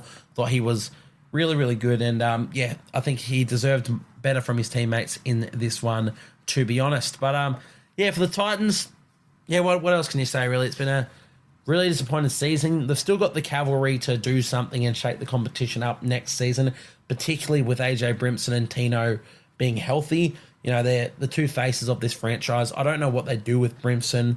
I really don't, but that they're going to be a better team, and they have to be a better team. So, disappointing game in this one. Who have they got for their final round? Let's do a quick preview for them. They got the Panthers in Penrith, so going to be a really difficult one, but I really hope they show up and get a nice little win there. That'd be really good for them. Panthers potential to rest, but we'll have to wait and see. Regardless, really want to see the Titans show up for their fans for their final game of the season. Let's get into the final game of the round before we wrap this podcast up. By the way, guys, got a lot planned for next season, which we'll discuss a little bit more at the end of this podcast. But one thing that we will be trialing out is different sort of structures for these podcasts and segmenting it into different sections and talking about different things. So if there's certain things that you want to hear in this podcast or in podcasts in general, let me know. DM me on Instagram and we can make your dreams or what you want in podcasts a reality. So please do let me know there. Let's talk about this Roosters-Raiders game. An upset to finish us off. The Raiders essentially finishing their season. They've got one game to go, but they finished they didn't finish their season. What am I on about? They won. They won the game, 14-12. And what a great win that is against a Roosters team who I thought would just decimate them. Now I have a lot more question marks about the Roosters than I had before. And I already had question marks, but now I'm worried for them, especially because of the injuries that came out of this game. Now, let's talk quickly about those injuries. This is the reason restings exist. Now, Roosters technically were in a position to rest. They could have rested. They might have lost second position, which, as it turns out, they lost second position on the ladder anyway because of this loss. But they weren't in danger of losing top four, which is the main thing, because that's your two bites at the cherry. But here we go. Yeah, the Roosters, they lose this one. And the big news out of it is Sam Walker will miss the rest of this season and almost half of next season with an ACL injury. But it's not just Sam Walker. Brandon Smith will miss the rest of this season and half of next season with an ACL injury. And Victor Radley will miss the rest of this season with a shoulder injury. That is the worst news possible. Not just injuries, but to cop 2 ACL injuries and another season-ending injury is awful. It's awful for the players. You don't want to wish injuries on anyone. You don't want to wish ACLs on anyone because it's just such a tough injury. And once again, I speak about wanting to see the best players out there playing their best footy for the best teams. We are now going to be robbed of seeing Sam Walker in finals and Brandon Smith, who people have been off this year. I think Brandon Smith's been really good this year.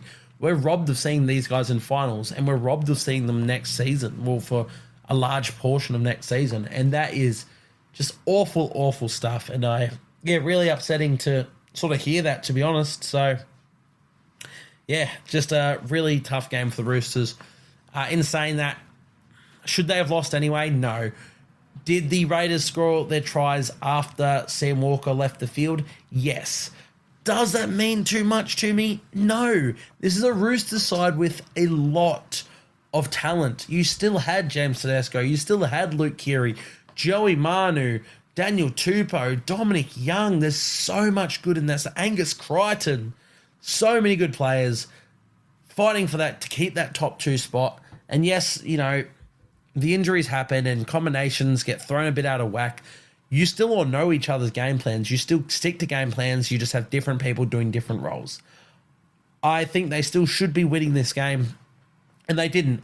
And I don't want to sit here and go to the Raiders. They only won because of injury, because I don't think so. I think the Raiders were the best team.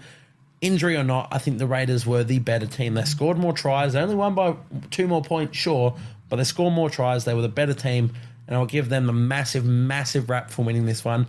As I said, it does keep them in finals contention, though. They do need a miracle to make it, but in the end, it's just a really good performance from them, and to see that for the Roosters, disappointing, really disappointing. Beyond the injuries anyway, it's just disappointing to have this loss. I don't want to put a red Sharpie through them because they've still got a lot of attacking flair.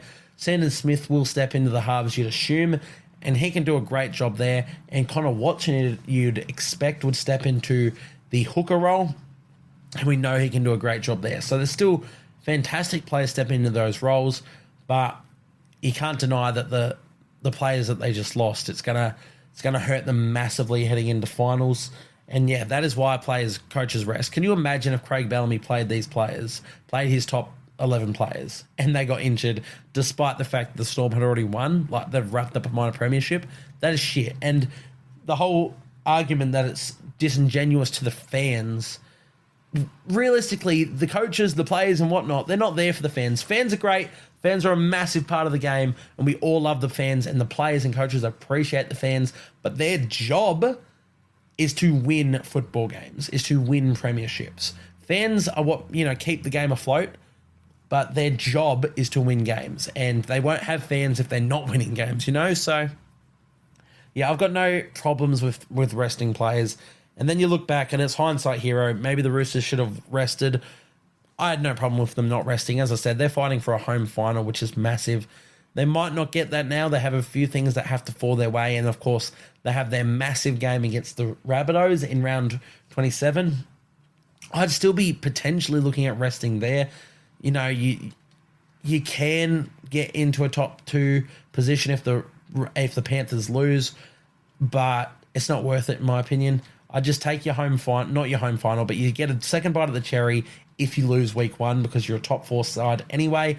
I'd rest players. You can't afford any more injuries before finals. So Roosters, I'd be looking to rest for next week. But in terms of this game, I thought it was still disappointing regardless of the injuries, I'll be honest. The other thing, you know, we talk about the injuries. The Raiders also had Elliott Whitehead sent to the sin bin twice. The first one for... No, I can't remember what the first one was for, actually. The second one was for the... No, the first one was for the Brandon Smith hip drop, wasn't it? Yes. So the first time he was sent to the sin bin was for the hip drop on Brandon Smith, which did rupture his ACL, which is awful, awful stuff. And that's why we are outlawing the hip drop tackle. So you expect Elliott Whitehead will be suspended from here, which will finish his NRL career. This will be his final game, which is disappointing. He was, disappointed and upset at the end of the game. He also went to talk to Trent Robinson and apologise and see how Brandon Smith was doing. And Trent Robinson, I thought it was really disappointing how Trent Robinson conducted himself and how he acted towards Elliott Whitehead, essentially saying that it's too many times that Elliott Whitehead has done this and the hip drop tackle has been a part of his game for a long time. In other words, he's just saying that Elliott Whitehead's a grub and that he intentionally does this tackle to injure players. Meanwhile, Trent Robinson, newsflash mate, you coach Jared Warrior-Hargreaves and Victor Radley. I've got nothing against any of these players. I love Victor Radley and I love Jared Warrior-Hargreaves because I like the way they go about their footy. I think Jared, more so than Victor, can be grubby, but you love that enforcer tag. But you can't coach these sort of players and, defend them to the cows come home and then slander a player like Elliott Whitehead, especially when Elliott comes over to apologise and ask if Brendan's okay. So really disappointed with how Trent Robinson conducted himself, but I also understand that he's looking out for his players and he's got a lot of emotion resting in that, especially heading into finals, losing a key piece of his team. So I understand. I am still disappointed in the way he acted.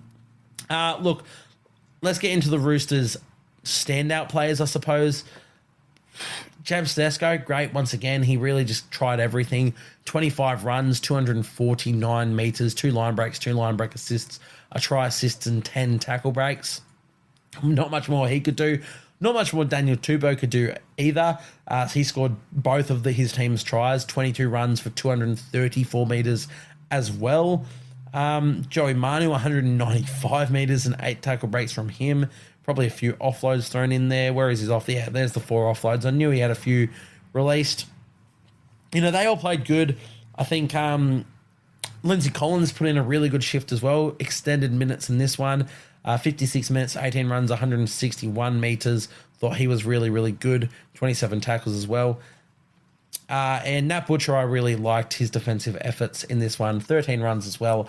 108 metres from Nat Butcher and 42 tackles with 0 missed. So, yeah, it's going to be interesting to see what the Roosters do with their team and how they come back from this. But as I said, I'm not going to let... It's really unfortunate and disappointing to have those injuries happen, but I'm not going to blame the injuries. I thought they were pretty darn poor beyond this. But more so than them being poor, I thought the Raiders were really good. They were really gritty. And they just kept trapping and scrapping for absolutely everything out there. And they had things go against them too. As I said, they did lose Elliott Whitehead for 2 separate stints in the sin bin. They also lost Jordan Rapana to, I believe it was a fractured cheekbone after only 11 minutes. And that's a fullback. Fullbacks are pretty hard to replace. And also, what's the most disappointing to come out of all this game is that will end both of those seasons. So they don't get to fully go out on their own terms. Jordan Rapana is expected to go to the Super League at the conclusion of this season, which means this game will conclude his career with the Raiders, which is really disappointing because he's been a stalwart for them. He's been such a great member of their squad, and to go out with a fractured cheekbone and to miss their last game of the season is pretty darn disappointing. And for Elliott Whitehead to go, he'll get suspended because of those hip drops, and rightly so. Hip drops, there's got to be a crackdown, and he does deserve to be suspended for that. But it's just a disappointing end to his career with the Raiders as well. But yeah, Raiders had things go against them. It's not all, oh, poor Roosters, this happened. The Raiders had things to go against them, and they just sucked it up and got on with business. So, to me, I'm really impressed with how they played and how they conducted themselves. Xavier Savage, I think he's had a really good season. There's been some down ones in between, but he just keeps trying. And in this one, once again, just kept trapping and scrapping for everything. Came up with a great try, 12 runs, 166 metres, and yeah, showed really good pace for that try when he streaked away to essentially wrap up the game for the Raiders as well. So, love that from Xavier Savage. Beyond that, Joseph Tarpany doing his usual work was really, really good. Elliott Whitehead, despite obviously 2 sin binnings and injuring Brandon Smith, as much as I don't think it was intentional, you never intend to hurt someone. It was an ugly hip drop. But beyond that, in terms of his gameplay, he had a try and a try assist in this game as well. So a try, a line break assist, and a try assist from Elliott Whitehead. Also 2 sin bins, obviously, but thought he was pretty good while he was on the field as well. So, yeah, look, in the end, there's no, you don't look across the Raiders' stats or their players or whatnot and say that anyone was necessarily stand out, but they put together just a hearty performance, and yeah, I've got to be really impressed with that. They also did it on short notice with Jamal Fogarty out of this game and Adam Cook coming into the side. And once Rapana went down and KO Weeks moved to fullback, they ended up playing this game with Simi Sasangi at 5'8", who I thought was really, really good as well, Simi Sasangi. I want to give a shout out to him. But when you halves Simi Sasangi and Adam Cook with the greatest respect up against this Roosters side, you shouldn't be winning that, and they did. So to me, just a massive congratulations to the Raiders. It lets them hang on to that sliver of hope that they can make the top 8. You know, maybe they don't deserve to. They probably don't deserve to. To me, is it a disappointing season? I don't think so. As a neutral fan, I don't think it's a disappointing season for the Raiders. To me, I had them in the bottom 4. Thought they'd be very close to a wooden spoon this year and be a big rebuilding year for them. For them to be very close to the 8, and sure, you can look at it and be a bit disappointed because they had a lot of opportunities to really knuckle down towards this back end of the season and be in that top 8 and entrench themselves there, and they missed those opportunities. But from where I thought they'd finish this season to where they are now, and to win this game the way they did, I'm not disappointed with their season. So, yeah, massive congratulations to them. And still one game to go for them. Who do they take on? That's right, the Dragons in the final game.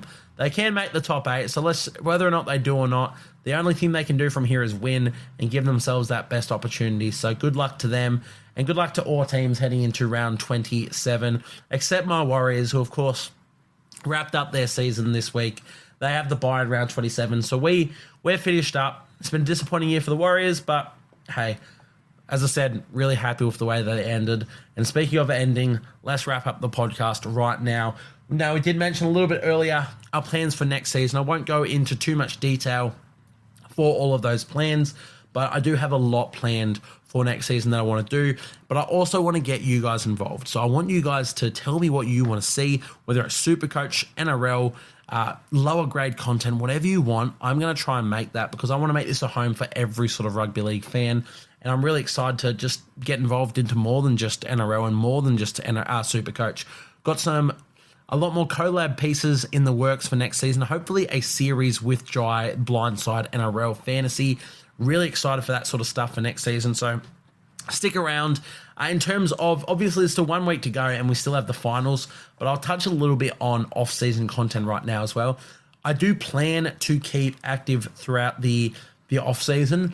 I'm going to have to knuckle down and really think of what sort of posts I'm going to do for the Instagram page and whatnot, which has been more of a success this year than the podcast itself. But I'm here to just keep grinding and keep chipping away because I believe in what we're putting out there and that it will take off. But the Instagram page is going to be a little bit harder to read over the off-season. I know I have content in the works for the podcast, and hopefully a lot more filmed content that we can put up on YouTube and have it more interactive and just more engaging. Really excited for that sort of stuff. So definitely stick around. Obviously a lot less frequent. I'm hoping maybe weekly, but I'm thinking more like fortnightly pieces of content, pieces of podcasts during the off season. But I think it's going to be fun content, and once again, want to get you guys involved in that as well. So keep with me, guys. Thank you guys for tuning in for this episode and for tuning in for the season. We'll keep at it. One more week to go. Hopefully get a guest on for that final week. Also looking to, for those who do listen, we're going to have potentially a really, really big guest at the conclusion of this season, not just the NRL season, but the conclusion of the final season. Hoping to get them on, and we've been in discussions and hoping to work something out there. Pretty sure that will happen, and massive inspiration of mine that we will hopefully be having on the podcast. So excited for that, and I hope you guys are too. But for now, that'll wrap us up. Thank you guys from the bottom of my heart for tuning in, and I will see you guys next time.